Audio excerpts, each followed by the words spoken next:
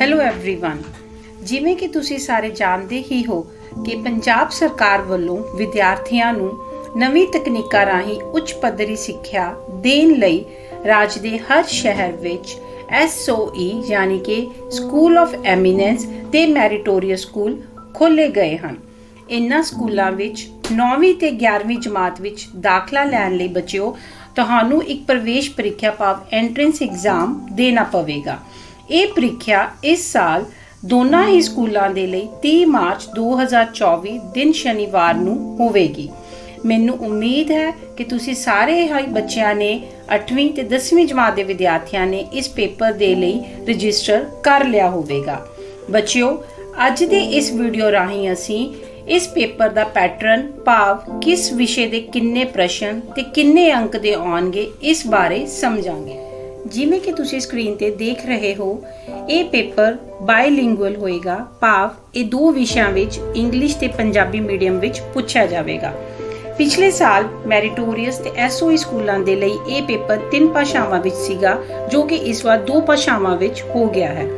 ਬੱਚਿਓ, ਇਹ ਪੇਪਰ ਤੁਹਾਡਾ 150 ਕੁਐਸਚਨਸ ਤੇ ਈਚ ਕੁਐਸਚਨ ਕੈਰੀ 1 ਮਾਰਕਸ ਭਾਵ 150 ਕੁਐਸਚਨ 150 ਨੰਬਰਾਂ ਦੇ ਤੇ 3 ਘੰਟਿਆਂ ਦੇ ਲਈ ਸਾਡਾ ਇਹ ਪੇਪਰ ਹੋਵੇਗਾ। ਹੁਣ ਅਸੀਂ ਇਸ ਪੇਪਰ ਦਾ ਪੂਰਾ ਪੈਟਰਨ ਸਮਝਦੇ ਹਾਂ। ਇਹ ਪੇਪਰ ਸਾਡੇ ਕੋਲ 2 ਰੂਪਾਂ ਵਿੱਚ, ਇੱਕ ਰੂਪ ਇਸ ਦਾ ਹੋਏਗਾ SAT that is Scholist Aptitude Test, ਜਿਸ ਦੇ ਵਿੱਚ ਕਿ 8ਵੀਂ ਜਮਾਤ ਦੇ ਵਿਦਿਆਰਥੀਆਂ ਨੇ ਜੋ 8ਵੀਂ ਸਿਲੇਬਸ ਪੜ੍ਹਿਆ ਹੈ ਅਤੇ 10ਵੀਂ ਜਮਾਤ ਦੇ ਵਿਦਿਆਰਥੀਆਂ ਨੇ ਜੋ 10ਵੀਂ ਦੇ ਵਿੱਚ ਮੇਨ 6 ਵਿਸ਼ੇ ਪੜ੍ਹੇ ਹਨ, ਉਹਨਾਂ ਦੇ ਹੀ ਸਿਲੇਬਸ ਦੇ ਬੇਸ ਤੇ ਤੁਹਾਡੇ ਇਹ 6 ਵਿਸ਼ਿਆਂ ਦਾ ਪਹਿਲੇ ਭਾਗ ਦਾ ਟੈਸਟ ਹੋਏਗਾ। ਦੂਸਰਾ ਸਾਡੇ ਕੋਲ ਆਂਦਾ ਹੈ ਜੀ MAT that is Mental Ability Test, ਜਿਹਦੇ ਵਿੱਚ ਕਿ ਤੁਹਾਡੇ ਕੋਲ ਲੌਜੀਕਲ ਐਂਡ ਵਰਬਲ ਰੀਜ਼ਨਿੰਗ ਆਏਗੀ।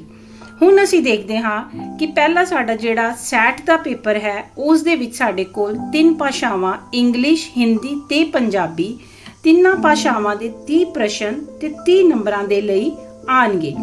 ਇਹਨਾਂ ਵਿੱਚੋਂ ਤੁਹਾਡੇ ਕੋਲ ਭਾਸ਼ਾ ਨਾਲ ਸੰਬੰਧਿਤ ਜਿਵੇਂ ਕੋਈ ਕੰਪਰੀਹੈਂਸ਼ਨ ਜਾਂ ਅਸੀਂ ਹਿੰਦੀ ਤੇ ਪੰਜਾਬੀ ਭਾਸ਼ਾ ਵਿੱਚ ਕਹੀਏ ਕੋਈ ਅਣਠਿੱਠਾ ਪੈਰਾ ਆਏਗਾ, ਉਸ ਦੇ ਵਿੱਚੋਂ ਤੁਸੀਂ ਪ੍ਰਸ਼ਨ ਦੇ ਪੜ੍ਹ ਕੇ ਉੱਤਰ ਦੇਣੇ ਹਨ। ਕਿਸੇ ਸ਼ਬਦਾਂ ਦੇ ਤੁਹਾਡੇ ਕੋਲ ਸਪੈਸੀਫਿਕ ਅਰਥ ਪੁੱਛੇ ਜਾਣਗੇ ਤਾਂ ਇਹ ਭਾਸ਼ਾ ਦੇ ਨਾਲ ਸੰਬੰਧਿਤ ਇਹ ਜਿਹੇ 30 ਪ੍ਰਸ਼ਨ ਤੁਹਾਡੇ ਕੋਲ ਆਣਗੇ। ਦੂਸਰਾ ਸਾਡੇ ਕੋਲ ਅੱਗੇ ਆਂਦਾ ਹੈ ਜੀ ਸਾਇੰਸ ਦੇ ਵਿੱਚ ਸਾਡੇ ਉਵੇਂ ਹੀ ਤਿੰਨਾਂ ਭਾਗਾਂ ਦੇ ਵਿੱਚੋਂ 30 ਕੁਐਸਚਨ 30 ਨੰਬਰਾਂ ਦੇ, ਜਿਵੇਂ ਕਿ ਤੁਸੀਂ ਸਕਰੀਨ ਤੇ ਦੇਖ ਰਹੇ ਹੋ ਦੈਟ ਇਜ਼ ਬੇਸਿਕ ਮੈਥਮੈਟਿਕਸ। ਇੱਥੇ ਮੈਥਮੈਟਿਕਸ ਦੀ ਜਗ੍ਹਾ ਬੱਚਿਓ ਸਾਡੇ ਕੋਲ ਆਏਗਾ ਜੀ basic science based on the syllabus of grade 8 as recommended by the Punjab School Education Board। ਇਹ ਸੇਮ ਹੀ 10th ਕਲਾਸ ਦੇ ਲਈ ਹੈ। ਜੋ ਵੀ ਉਹਨਾਂ ਦਾ 10th ਕਲਾਸ ਦਾ ਸਿਲੇਬਸ ਸੀ ਉਸ ਦੇ ਵਿੱਚੋਂ ਹੀ ਸਾਡੇ 30 ਕੁਐਸਚਨ 30 ਨੰਬਰਾਂ ਦੇ ਆਣਗੇ। Same maths basic mathematics based on the syllabus of grade 8 and same one is for the class 10th, again 30 questions 30 ਨੰਬਰਾਂ ਦੇ। ਉਸ ਤੋਂ ਬਾਅਦ ਸਾਡੇ ਕੋਲ ਹੈ ਸਾਇੰਸ, ਜਿਹਦੇ ਵਿੱਚ ਤੁਹਾਡੇ ਸੋਸ਼ਲ ਸਾਇੰਸ ਦੇ ਵਿੱਚ ਤਿੰਨੋਂ ਗਰੁੱਪਸ, ਜਿਹਦੇ ਵਿੱਚ ਕਿ ਭੂਗੋਲ, ਇਤਿਹਾਸ ਤੇ ਨਾਗਰਿਕ ਸ਼ਾਸਤਰ, ਤਿੰਨਾਂ ਦੇ ਵਿੱਚੋਂ ਹੀ 10-10 ਹਰ ਭਾਗ ਦੇ ਪ੍ਰਸ਼ਨ 10 ਕੁਐਸਚਨ ਟੋਟਲ 30 ਕੁਐਸਚਨ 30 ਨੰਬਰਾਂ ਦੇ ਸਾਡੇ ਕੋਲ ਆਣਗੇ। ਬੱਚਿਓ, ਜਿਸ ਤਰ੍ਹਾਂ ਇੱਥੇ ਤੁਸੀਂ ਦੇਖ ਰਹੇ ਹੋ ਵੀ ਇਹ ਤੁਹਾਡੇ 6 ਮੇਨ ਵਿਸ਼ੇ ਨੇਗੇ, ਜਿਨ੍ਹਾਂ ਦੇ ਵਿੱਚ ਕਿ ਤੁਹਾਡੇ ਕੋਲ ਇਹ ਤੁਹਾਡਾ SAT ਦਾ ਜੋ ਪੇਪਰ ਹੈ ਉਹ ਸਾਡਾ ਕਿੰਨੇ ਦਾ ਬਣ ਗਿਆ ਜੀ 120 ਨੰਬਰਾਂ ਦਾ। ਇਸ ਤੋਂ ਬਾਅਦ ਜੋ ਸਾਡਾ ਮੈਟ ਦਾ ਪੇਪਰ ਸ਼ੁਰੂ ਹੋਏਗਾ, ਜਿਹਦੇ ਵਿੱਚ ਕਿ ਤੁਹਾਡੇ ਕੋਲ ਆਏਗੀ ਲੌਜੀਕਲ ਰੀਜ਼ਨਿੰਗ ਕੀ ਹੁੰਦੀ ਹੈ ਜੀ, ਜਿੱਥੇ ਕਿ ਸਾਡੇ ਕੋਲ ਅਸੀਂ ਇੱਕ ਚੀਜ਼ ਉੱਪਰ ਲੌਜਿਕ ਲਗਾਉਣਾ ਹੈ ਭਾਵ ਇੱਕ ਸ਼ੇਪ ਦਾ ਰੂਪ ਦਿੱਤਾ ਹੋਇਆ ਹੈ ਤੇ ਤੁਹਾਡੇ ਤੋਂ ਪੁੱਛਿਆ ਜਾਏਗਾ ਕਿ ਨੈਕਸਟ ਸ਼ੇਪ ਕੀ ਹੋਏਗੀ।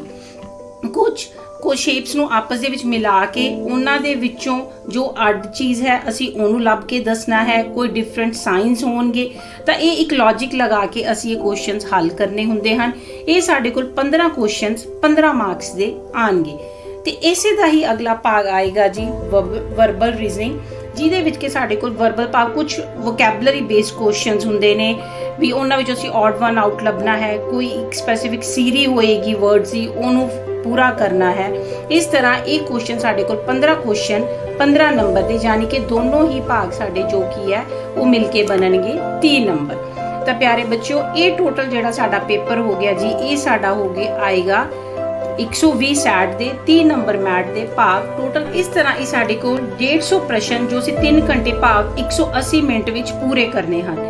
ਤਾਂ ਇੱਥੇ ਬੱਚਿਓ ਤੁਹਾਡੀ ਇਹ ਸਮਾਰਟਨੈਸ ਕੰਮ ਕਰੇਗੀ ਕਿ ਤੁਹਾਨੂੰ ਜੋ ਵਿਸ਼ੇ ਜਿਹਦੇ ਵਿੱਚ ਤੁਹਾਨੂੰ ਲੱਗਦਾ ਹੈ ਕਿ ਤੁਹਾਡੀ ਬਹੁਤ ਜ਼ਿਆਦਾ ਐਫੀਸ਼ੀਐਂਸੀ ਹੈ ਉਹਨਾਂ ਨੂੰ ਅਸੀਂ ਪੇਪਰ ਵਿੱਚ ਪਹਿਲਾਂ ਕਰਾਂਗੇ। ਮੈਨੂੰ ਉਮੀਦ ਹੈ ਜਿਵੇਂ ਕਿ ਤੁਸੀਂ ਪਹਿਲਾਂ ਲੈਂਗੁਏਜ ਪੋਰਸ਼ਨ ਹੈ ਉੱਥੇ ਥੋੜਾ ਆਪਣਾ ਟਾਈਮ ਬਚਾ ਸਕਦੇ ਹੋ ਤਾਂ ਜੋ ਉਹ ਟਾਈਮ ਤੁਸੀਂ ਬਾਅਦ ਦੇ ਵਿੱਚ ਜਾ ਕੇ ਮੈਟ ਦੇ ਵਿੱਚ ਦੇ ਸਕੋ। ਤਾਂ ਇਸ ਤਰ੍ਹਾਂ ਇਸ ਤੋਂ ਬਾਅਦ ਜੋ ਆਮ ਤੁਹਾਡੇ ਬੱਚਿਆਂ ਦੇ ਸਵਾਲ ਸਾਡੇ ਕੋਲ ਆਉਂਦੇ ਹਨ ਕਿ ਸਾਨੂੰ ਇਸ ਪੇਪਰ ਦੇ ਵਿੱਚ ਕਿੰਨੇ ਪਾਸਿੰਗ ਮਾਰਕਸ ਚਾਹੀਦੇ ਆ, ਤਾਂ ਬੱਚਿਓ ਇਹਨਾਂ ਦੋਨਾਂ ਪੇਪਰਾਂ ਦੇ ਵਿੱਚ ਤੁਹਾਡੇ ਕੋਲ ਅੱਡ-ਅੱਡ ਤੋਂ ਇਹਨਾਂ ਵਿੱਚ 35% ਨੰਬਰ ਲੈ ਕੇ ਪਾਸ ਹੋਣਾ ਤੇ ਓਵਰਆਲ ਪੇਪਰ ਦੇ ਵਿੱਚੋਂ ਜਿਹੜੇ ਕੀ ਹੈ ਉਹ 40% ਨੰਬਰ ਲੈਣਾ ਜ਼ਰੂਰੀ ਹੈ। ਔਰ ਮੈਨੂੰ ਉਮੀਦ ਹੈ ਕਿ ਅੱਜ ਦੀ ਇਹ ਵੀਡੀਓ ਤੁਹਾਡੇ ਲਈ ਇੰਨੀ ਹੈਲਪਫੁਲ ਰਹੇਗੀ ਕਿ ਤੁਸੀਂ ਇਸ ਪੇਪਰ ਦੇ ਵਿੱਚ ਬਹੁਤ ਅੱਛੇ ਅੰਕ ਪ੍ਰਾਪਤ ਕਰਕੇ ਆਪਣੇ ਪਸੰਦ ਦੇ ਸਕੂਲਾਂ ਦੇ ਵਿੱਚ ਐਡਮਿਸ਼ਨ ਲੈ ਪਾਓਗੇ। ਤੇ ਆਉਣ ਵਾਲੇ ਸਮੇਂ ਦੇ ਵਿੱਚ ਅਸੀਂ ਇਸ ਤਰ੍ਹਾਂ ਦੀਆਂ ਹੋਰ ਵੀਡੀਓਜ਼ ਬਣਾਉਂਦੇ ਰਹਾਂਗੇ ਤੇ ਜਿਹਦੇ ਵਿੱਚ ਕਿ ਅਸੀਂ ਪਿਛਲੇ ਸਾਲਾਂ ਦੇ ਪੇਪਰ ਵੀ ਸੋਲਵ ਕਰਾਂਗੇ ਤਾਂ ਜੋ ਤੁਹਾਡੇ ਮਨ ਵਿੱਚ ਹੋਰ ਵੀ ਜੋ ਸਵਾਲ ਨੇ ਉਹਨਾਂ ਦਾ ਜਵਾਬ ਤੁਹਾਨੂੰ ਮਿਲ ਸਕਣ।